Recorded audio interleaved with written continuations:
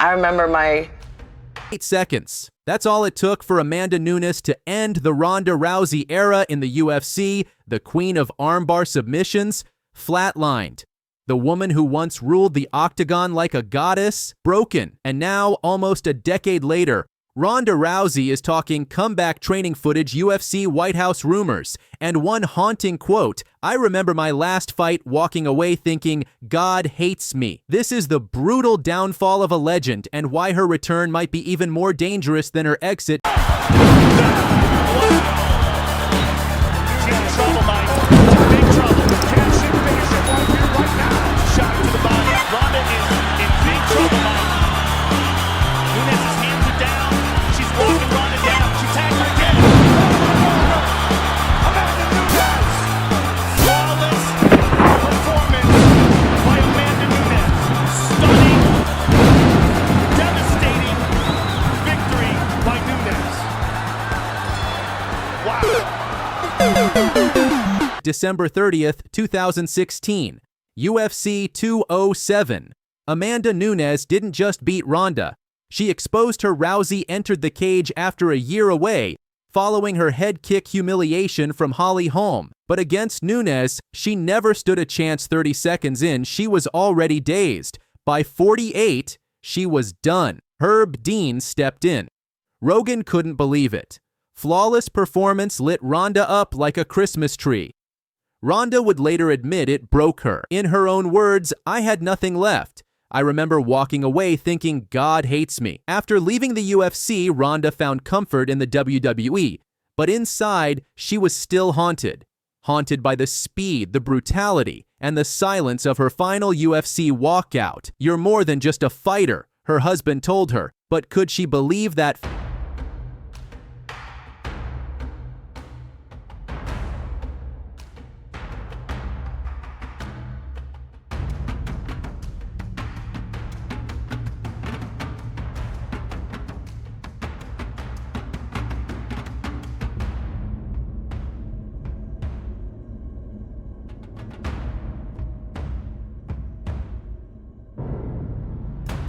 Fast forward to 2025, training footage drops. Ronda looks lean, focused sharp, and the rumor mill goes insane. Could she really come back for the UFC White House card in 2026? She's 38, a mother of 2, and hasn't fought since that Nunes nightmare. But Dana White? He loves comebacks, and let's be real, Ronda sells. But it gets juicier. Amanda Nunes is back. Kayla Harrison just destroyed Juliana Pena, and the UFC Women's Bantamweight division is finally relevant again. Could we get one final mega trilogy, Rousey versus Nunes Doas, or even Rousey versus Harrison in a real-life WWE versus MMA war? One more shot at redemption, one more chance to go out on her terms. Ronda Rousey was the face of women's MMA. Her rise was cinematic. Her fall? Tragic, but now she's training again. Eyes on 2026 and a burning desire to finish what she started. Do you want to see Ronda return? Should she fight Nunes? Or is it time for her to stay retired? Drop your thoughts in the comments. Like, subscribe, and don't miss the next chapter of UFC Legends Reborn. I mean, you know, Chris Cyborg's pumped to the gill of fucking steroids. No one wants to watch that cheating ass bitch. Like, everything just tanked. The division was dying. The UFC bought Strikeforce, and it was assumed that they were just going to absorb all of the male talent and fold all the male talent that they liked and fold the whole organization, because that's what they did with Pride. That's what they did with, like... Ronda Rousey just called out Chris Cyborg in the most savage way possible. No Octagon, no contract. Just straight up venom pumped to the fucking gills with steroids. That's not a tweet. That's Ronda on record on camera, going off. And here's the kicker. Ronda never fought Cyborg, and fans, they never forgave her for it. But this rant isn't just about steroids. It's about power and Ronda's need for Dana White's approval. Congratulations on an absolutely spectacular performance. Ronda Rousey, ladies and gentlemen. Anytime Ronda Rousey is on the card, there's plenty to get excited for. So we will find out in the coming hours, coming days, coming minutes Rousey now admits she was obsessed with staying in Dana's good books. I had to make sure Dana couldn't go a single day without seeing my name. And that obsession? It led her straight to self-destruction. Let's go back to UFC 193, Ronda versus Holmes short notice. Brutal KO. Didn't do much to hurt Jones. Oh, but that one does! It is all over! She saw it. She started circling and then threw that head kick. Clipped her with the foot. It wasn't the shin bone, but it was still enough to put her away. Wanted to make sure she was going to stay down, going in for the kill. Ronda now says Dana urged her to fight in 2015 to replace an injured Robbie Lawler. She wasn't ready. She had injuries. And mentally, she was already spiraling. It wasn't blue ducks. It was self-destructive thoughts. She says Dana's pressure to fight too soon broke her. And the result? The most stunning collapse in UFC history. Fans always wanted Rousey versus Cyborg. But Ronda says she walked because the UFC didn't need a steroid queen. No one wants to watch that cheating-ass bitch. Was Ronda ducking or protecting her legacy? Cyborg went on to become a UFC, Bellator, and PFL champion. Ronda, she walked away. Ronda's book tour has turned into a warpath. She's exposing the UFC, slamming Cyborg, and finally admitting the mental toll of chasing Dana White's respect. But Cyborg hasn't responded yet. And with Kayla Harrison now rising as the next star from PFL to UFC, the ghost of Ronda still haunts the division she built. The fight never happened, but the beef? It's still cooking. Ronda Rousey versus Chris Cyborg. Legacy or lie? Like, comment, subscribe. Because the truth behind Ronda's final war is more savage than any KO. Two-rank bantamweight contender, Kayla Harrison. Kayla Harrison attempting to make, I should say, let's give it a few seconds here, making 135. There it is, 135.0 for the first time in her career. I mean, that right there is the first most important thing for her to have success. Amanda, who do you got this weekend, and who would you rather fight after the fight's over? I have Kayla by decision, and honestly, I'm a champion, you know? Either one, I'm going to be ready for. You were talking about how if Kayla Harrison wins, you would come back and fight her.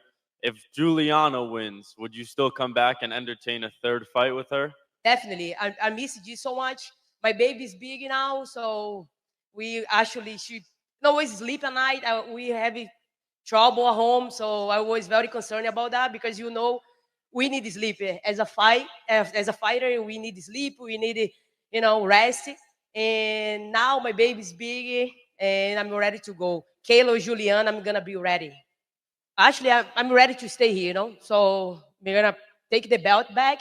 I'm going to defend as long as possible. As long as my body can handle, I'm going to be here. Okay. So let's go. John? Now that she's come in the UFC and she's actually won the belt and fought her way up. Amanda, people respect what Amanda did here. So I agree with you. It felt big. It was a badass stint. It was all organic. That was fake. We had no intentions of her going up into the Octagon. I actually had to tell the guys to let her up. They weren't even letting her in. So yes. Kayla Harrison called her out. Amanda Nunes stared her down. Dana White teased it. But now the mega fight might be dead. Kayla Harrison is ready to fight right now. Amanda Nunes is already back in the testing pool. But the UFC just told both of them, no fight unless you play by the rules. And here's the twist. Those rules, they can be bought off for a small fee. At least that's what Kayla said. But now it looks like Dana White refused. And the question is, why? Today we break down the beef, the testing pool controversy, and whether Amanda Nunes is making a huge mistake by coming back at all. Kayla, there she is. What's up, guys? Are we any closer to you versus Amanda? Soon. Soon. What, you think Madison Square Garden in New York? Or? Maybe, if she's ready. So is Amanda back in the testing pool? I think so. I think she just got tested. Oh, that's what's up. Hey, well, you're the go, and it was nice talking to you. Thank you. So much. At UFC 318, Kayla Harrison didn't just win the belt. She hijacked the entire division. She made it crystal clear, I don't care about the 6-month testing wait, I'll pay the fee. Let's fight now. But here's the catch. The UFC isn't under USADA anymore. They've got their own program now, and Dana White. He could have bent the rules, but he didn't. And just wondering if you saw Amanda Nunes' reaction to I it. did. I like it. I thought she retired too soon anyway. I like that she's intrigued by this fight. I love it. I think she's the GOAT in all combat sports, female. So if Kayla can get in there and win a title, it would absolutely be fun to see her come back and try to grab it again. And then it's one of those things, and she's brilliant. She's brilliant for this because she's already looked at as the GOAT, right? And then you have this scary new woman that comes in and she destroys Holly Holm. Can she win the title? Can she get through Pena and Raquel? And if she does, for her to come back again and then possibly win this fight, it's impossible to deny her. He was tempted, but someone, maybe the lawyers, maybe the money guys, said no. 135, the official weight for the champion Amanda Nunes. 135 pounds, the official weight for Irene Aldana. Amanda Nunes retired at the top, double champ, on her own terms. But now she's back in the testing pool. She's even passed her first drug test already, but don't celebrate yet. That means no fight until January 2026 unless she gets an exemption. And it looks like the UFC won't give her one. The dream fight with Kayla, delayed, maybe even denied. So why come back at all? Here's the part the UFC won't show you. After a year, I started having anxiety. I didn't want to be here. That's right. The lioness broke mentally. Retirement didn't free her. It destroyed her. She said she needed structure, needed purpose, but now she's risking her entire legacy just to feel normal again. Just ask Henry Cejudo how that comeback went. If your wish doesn't get granted of Amanda coming back to fight you, how big do you really think that Kayla Harrison fight could be? Because if we're honest, I mean, she does have a lot of hype around herself. You just got the belt back, so how big could that fight be in your opinion? Yes, if Amanda cowers away again and does not come back and fight me, then yes, you're absolutely right. Kayla brings a lot of eyeballs and a lot of attention to the sport, and I love that. Kayla isn't Pena. She isn't Aldana. She's a judo killer, and she just dominated a former champ in her UFC debut. Nunes may have the GOAT status, but Kayla has youth, hunger, and zero respect for legacy. She's calling out Nunes like she's just another stepping stone. Kayla Harrison says, "I'll fight her now. Pay the fee. Let's go. I'll whoop her ass." Here's the dark reality. This fight may never happen. Nunes can't fight for 6 months without an exemption. Kayla doesn't want to wait, and Dana White's not budging. So what happens now? Do we get Nunes versus Pena 3, or does Kayla Harrison move on and call out Valentina Shevchenko, Zhang Weili, or even a men's division fighter just to keep the hype alive? So let's get real. Is the UFC protecting Amanda Nunes by not letting her fight early? Should they let Kayla Harrison pay to skip the testing rules? Or is Dana White secretly hoping this whole mess just goes away? Let us know what you think in the comments. Smash that like button if you want to see Kayla versus Nunes in 2025, drug test or not. Like she's going to reign at the top of the division for a long time. I know we've got... You think she'll beat Nunes? I do think she'll beat Nunes, yeah. I do think she'll beat Nunes. I have a belt. She has a legacy. Let's put it on the table. She is absolutely jacked, Kayla Harrison. And I just don't think, I think that strong base that she's got. You're celebrating, you invited Amanda into the Octagon and everything. Was that something that you were hoping and like wanting to happen to actually come in there? No, I mean, it wasn't like a planned thing. I mean, in my head, this is what I want. And I saw her on the Jumbotron and I was like, let's make some, what do the kids call it? You know, Aura Magic or Aura Farm. I don't know what the hell they call it. Let's make some promotional magic right here. So I said, come on, let's go, girl. Yeah, I think it worked out great. Tom Aspinall just said what no one in MMA dared to say out loud. He thinks Kayla Harrison will beat Amanda Nunes. Not just fight her, not just survive her, but beat her dominantly. Is the GOAT era over before the comeback even begins? Or is this the most dangerous super fight in women's MMA history? And with Kayla now holding UFC gold and Nunes officially back in training, things are about to get violent. When I talk about a mountain, you know, I really think that there's no peak. It's just every step every day I want to wake up and be the best possible version of myself. And I'm grateful to Juliana because she's bringing out another newer, better version of me. And after I whoop her ass, I'm coming for Amanda.